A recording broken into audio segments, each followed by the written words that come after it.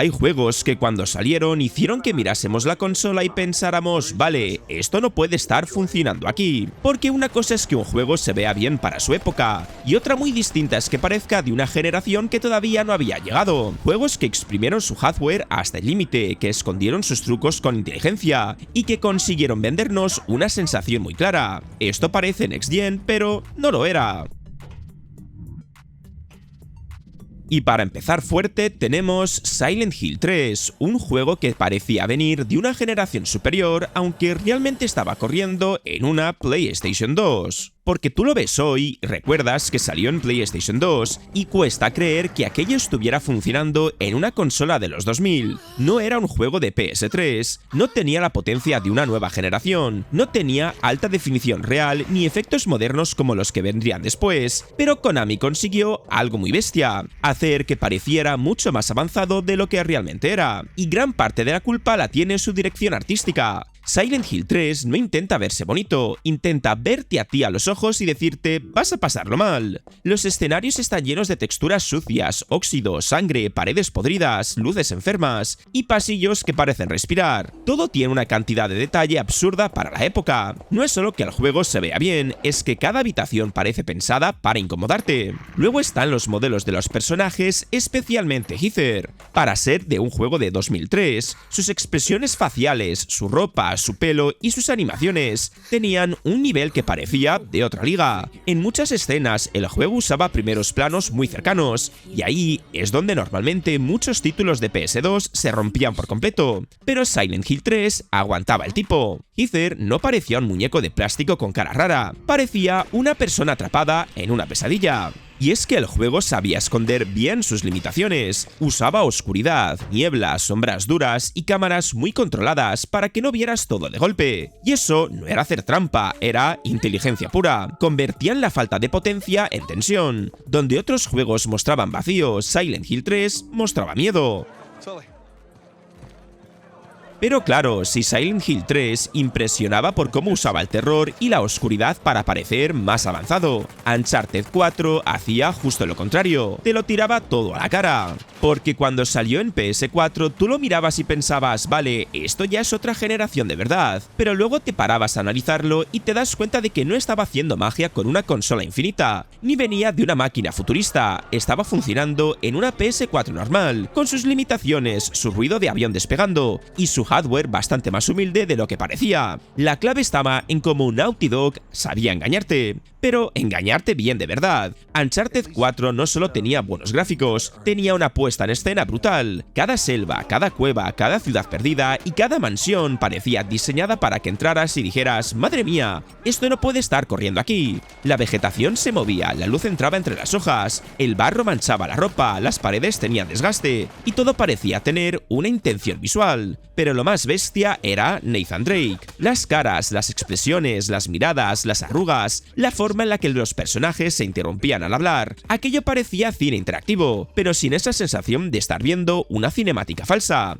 Pasabas del gameplay a una escena casi sin notar el corte, y eso en 2016 era una locura. También ayudaba muchísimo la animación. Drake no se movía como un personaje rígido, se tropezaba, apoyaba las manos, miraba hacia los lados, reaccionaba al terreno y parecía estar improvisando cada salto. Todo estaba medidísimo para que pareciera natural, aunque detrás hubiese un trabajo enorme técnico. Y ahí está el truco. Uncharted 4 parecía Next Gen, porque no dependía solo de potencia bruta, dependía de dirección artística, animación, iluminación, cámara y ritmo. Y Naughty Dog sabía dónde poner cada detalle.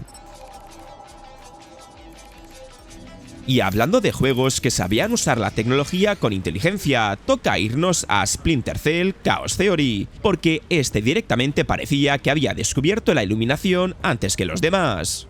Porque tú lo ves pensando que es un juego del 2005 de PS2, Xbox y PC, y cuesta aceptar que aquello saliera en la misma época en la que muchos personajes todavía tenían caras de muñecos tristes. Este juego no parecía estar jugando en la misma liga, parecía que Ubisoft se había colado en el futuro, había robado un par de trucos gráficos y lo habían metido en una generación que todavía no estaba preparada. Lo más bestia era la iluminación, y claro, en un Splinter Cell eso no era un adorno, era literalmente el corazón del juego. Las sombras no estaban ahí solo para quedar bonitas, estaban para jugar. Te escondías en ellas, calculabas cada movimiento, apagabas luces, rompías bombillas y de repente una habitación normal se convertía en un tablero de sigilo. Habían zonas donde veías a Sam Fisher medio tragado por la oscuridad, con las gafas brillando y pensabas, esto no puede ser de esta generación. Luego estaba el nivel de detalle. Los escenarios tenían una densidad brutal para la época. Barcos, bases militares, callejones, interiores industriales, todo tenía textura, suciedad, reflejos, cables, metal, humedad. No eran mapas vacíos con 4 cajas puestas para decorar, eran espacios para que parecieran reales, vívidos, y encima estaban diseñados para que cada sombra tuviera sentido. Y Sam Fisher, madre mía, el traje, las animaciones, la forma de moverse pegado a las paredes, de agarrar enemigos, de colgarse, de caminar despacio, todo transmitía peso. No parecía un muñeco flotando por el escenario, parecía un profesional entrando en una misión donde cualquier ruido podría mandarlo todo al desastre. De ahí saltamos a otro juego que exprimió su consola hasta dejarla pidiendo aire, y ese es Halo 4. Halo 4 no parecía un título de despedida de generación, parecía una carta de presentación para la siguiente. Lo primero que llamaba la atención era lo visual. Halo 4 tenía una limpieza de imagen, unos escenarios y una iluminación que en muchos momentos daba la sensación de estar jugando a algo demasiado avanzado para la Xbox 360. Los paisajes de Requiem, las estructuras Frontrunner, los interiores metálicos, los efectos de luz azul, naranja y blanca, todo tenía un acabado súper pulido. No era solo que se viera bonito, era que tenía una dirección artística muy potente, como si cada zona estuviera pensada para venderte grandeza. Y luego estaba el jefe maestro. El modelo del traje tenía muchísimo detalle para su época. Las piezas de la armadura, los reflejos, el desgaste, la sensación de peso. Parecía un personaje sacado de una cinemática, pero lo tenías ahí, moviéndose dentro del juego. Y con Cortana pasaba algo parecido. Sus expresiones, sus gestos y toda esa carga emocional hacían que Halo 4 pareciera mucho más cinematográfico que los anteriores. También ayudaba muchísimo el sonido. Las armas pegaban fuerte, los enemigos prometeos tenían un rollo más tecnológico y extraño, y la música intentaba llevar la saga hacia algo más épico y dramático. Todo sonaba más grande, más serio, más caro, como si Microsoft hubiese dicho vamos a cerrar la generación reventando la puerta. Y si hablamos de impacto visual en Xbox, era imposible no mencionar en este vídeo a Gears of War. Gears of War parecía Next Gen, pero no lo era en el sentido más curioso de todos, porque técnicamente sí salió en una nueva consola, la Xbox 360, pero cuando lo jugabas en 2006, daba la sensación de estar viendo algo que no pertenecía ni siquiera a esa generación. Era como si el resto de juegos todavía estuvieran intentando entender qué era la HD, y Epic Games hubiera entrado en la sala diciendo apartad, que os voy a enseñar el músculo. Lo primero que te rompía la cabeza era el aspecto visual. Gears of War tenía ese acabado sucio, pesado, lleno de piedra, metal, ruinas, polvo y sangre, que parecía muchísimo más avanzado que casi todo lo que había alrededor. No era un juego colorido ni especialmente bonito en el sentido clásico, pero tenía presencia. Cada escenario parecía una guerra congelada en el tiempo. Las ciudades estaban destruidas, las paredes parecían reales, el suelo tenía textura, y todo transmitía una sensación de peso brutal. Y luego estaban los personajes. Marcus Phoenix y compañía parecían armarios con piernas, sí, pero unos armarios con un nivel de detalle que en aquella época impresionaba muchísimo. Las armaduras eran enormes, llenas de piezas, arañazos, reflejos y volumen. No parecían personajes planos pegados al escenario, pero lo que más vendía esa sensación de esto es el futuro era la cámara y el sistema de cobertura. Gears of War no solo se veía moderno, también se sentía moderno. Correr agachado, pegarte a un muro, asomarte, disparar, recargar con el sistema activo, todo tenía una fuerza tremenda. Era tosco, agresivo y muy físico. No estabas flotando por el mapa, estabas avanzando a golpes como si cada metro costara. Pero si hay un juego que parecía directamente imposible en su hardware, ese era Grand Theft Auto 5. Y es que hay que recordar que este juego salió en el 2013, en consolas que ya estaban al final de su vida, y aún así Rockstar consiguió meter los santos ahí dentro como si hubiesen hecho un pacto raro con la placa base. No era PS4, no era Xbox One, no había SSD, no había potencia moderna, y aún así el juego parecía decir tranquilito que todavía puedo con todo. Lo primero que impresionaba era el tamaño. No estoy hablando de un mapa grande y ya está, era una ciudad enorme, con playas, montañas, autopistas, calles, barrios ricos, zonas industriales, desiertos, pueblos pequeños y tráfico por todas partes. Y lo más fuerte es que todo parecía conectado de forma natural. Podías salir de una persecución en el centro, acabar perdido por el monte, robar un avión, tirarte en paracaídas y terminar estampado contra una farola como un campeón. Todo en la misma partida sin sentir que el juego se estaba rompiendo. Luego estaba el nivel de detalle. La gente caminaba por la calle, los coches circulaban, las radios sonaban, los NPCs hacían sus cosas, habían animales, reflejos, efectos de agua, explosiones, físicas, cambios de clima y una barbaridad de sistemas funcionando a la vez. Y claro, tú mirabas eso en PS3 o una Xbox 360 y pensabas, pero ¿cómo narices está esto arrancando sin prender fuego al salón?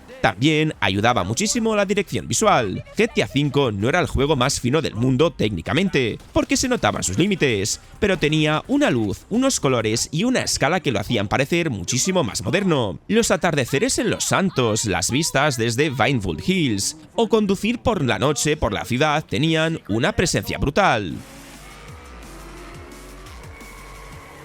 Después de ese milagro técnico, toca cambiar el ruido de la ciudad por el sonido del motor, porque Drive Club fue una de esas bestias visuales que te hacían mirar la pantalla y pensar que estabas viendo una demo técnica. Drive Club tenía una forma de trazar la luz que era una barbaridad. Los atardeceres, los reflejos en la carretera, los faros atravesando la lluvia, el sol rebotando en el capó, todo parecía demasiado real para el 2014. Había momentos en los que ibas conduciendo por una carretera de montaña, con el cielo cambiando poco a poco y casi se te olvidaba adelantar. Te quedabas mirando el paisaje como si estuvieras de copiloto en un anuncio de coches carísimo. Pero donde el juego se volvía directamente absurdo era con la lluvia. La lluvia en Drive Club no era 4 gotas pegadas en la pantalla para hacerlo bonito, era un espectáculo. Las gotas resbalaban por el parabrisas, el limpiaparabrisas las apartaba, la carretera se llenaba de reflejos, los charcos deformaban la luz y cada curva parecía más peligrosa solo porque visualmente todo transmitía humedad, velocidad y tensión. Era de esos juegos donde el clima no parecía un filtro, parecía un personaje más. Y los coches, claro, estaban recreados con un mimo tremendo. Los interiores, los materiales, los reflejos, las cámaras cercanas, el sonido del motor, todo estaba pensado para que sintieras que conducías algo pesado, caro y muy real. No era solo ver un coche bonito, era notar que cada vehículo tenía presencia.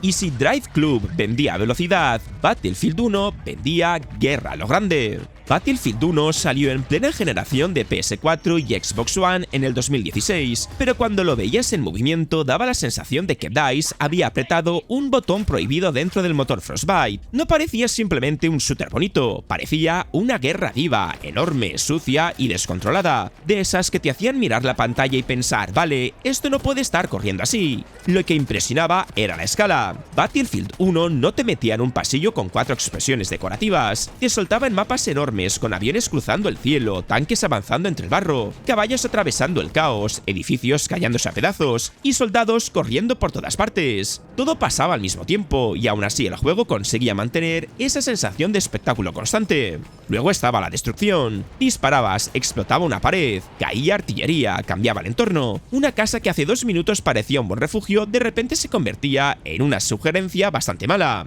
Eso hacía que las partidas no parecieran estáticas. El mapa se iba deformando, se llenaba de humo, fuego, cráteres y ruinas, y tú ibas avanzando con la sensación de que el mundo estaba siendo triturado mientras jugabas. Visualmente también era una locura. La iluminación, el polvo, la niebla, las tormentas de arena, el barro, los uniformes, todo tenía una presencia brutal. Battlefield 1 sabía vender muy bien la Primera Guerra Mundial sin convertirla en algo limpio o artificial. Era precioso, sí, pero precioso de una forma incómoda, como mirar una postal hecha de explosiones y malas decisiones. Luego llegamos a Ghost of Tsushima, que quizá no parecía Next Gen por la tecnología más salvaje, sino por una dirección artística completamente absurda. Ghost of Tsushima salió en una consola que ya estaba casi despidiéndose de la generación, y parece que Sucker Punch le hubiese dicho, aguanta un poco más, que todavía te voy a sacar una postal japonesa imposible. No era PS5, no tenía la nueva potencia. No tenía SSD mágico ni iluminación de última generación, pero aún así entrabas en Tsushima y pensabas, vale, esto no debería verse así. Lo primero que te reventaba la vista era la dirección artística.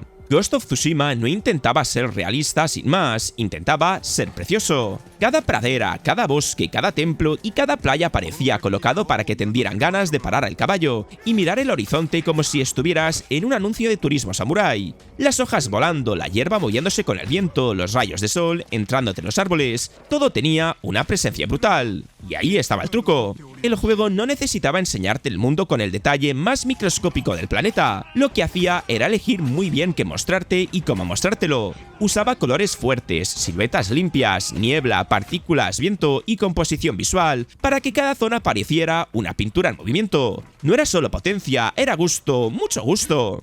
Además, el movimiento ayudaba muchísimo. Ir a caballo por un campo dorado, seguir el viento hasta una misión, cruzarte con zorros, santuarios, duelos al atardecer, todo estaba diseñado para que pareciera más cinematográfico de lo que realmente era. Incluso cuando estabas simplemente caminando, el juego encontraba la forma de hacerte sentir dentro de una leyenda. Y para cerrar, tenemos Batman Arkham Knight, que convirtió Gotham en una pesadilla de lujo. Lo primero que nos entraba por los ojos era Gotham. No era una ciudad bonita ni falta que le hacía, era una ciudad empapada, oscura, llena de neones, humo, lluvia, reflejos y callejones que parecían pedirte por favor que no bajaras ahí. La lluvia resbalando por el traje de Batman, las luces rebotando en el asfalto mojado, las partículas flotando por el aire. Todo tenía una densidad brutal. Parecía una ciudad viva, sucia y peligrosa, no un decorado vacío con 4 matones esperando su turno para recibir una paliza. Y luego estaba Batman. El traje tenía un nivel de detalle tremendo. La armadura brillaba, se ensuciaba, se rompía poco a poco y cada golpe parecía tener peso. Cuando planeabas entre edificios y caías en picado, entrabas en combate sin cortar la acción. El juego te vendía una fantasía de Batman casi perfecta. No parecía que estuvieras controlando a un personaje. Parecía que estaba soltando un problema con capa encima de Gotham. El Batmóvil también ayudaba a esa sensación de espectáculo, aunque jugablemente fuese un poco pesado para algunos, pero visualmente era una locura. Derrapaba, destruía partes del escenario, cambiaba de modo, disparaba, saltaba y convertía la ciudad en un parque de atracciones bastante caro y bastante violento. Y al final, esto es lo bonito de todo esto, que a veces no hace falta tener la consola más potente, ni la tecnología más nueva, ni 1000 efectos modernos en pantalla. A veces basta con tener talento, una dirección artística brutal y un equipo capaz de exprimir el hardware hasta dejarlo temblando. Y ahora te toca a ti. ¿Qué juego recuerdas que te hizo pensar esto no puede estar corriendo en esta consola? Te leo en comentarios porque me los voy a apuntar para una segunda parte. Dicho esto, si te ha gustado el vídeo, dale al like, al hype si lo estás viendo desde el móvil y suscríbete si todavía no lo estabas. Dicho esto, nos vemos en el próximo vídeo.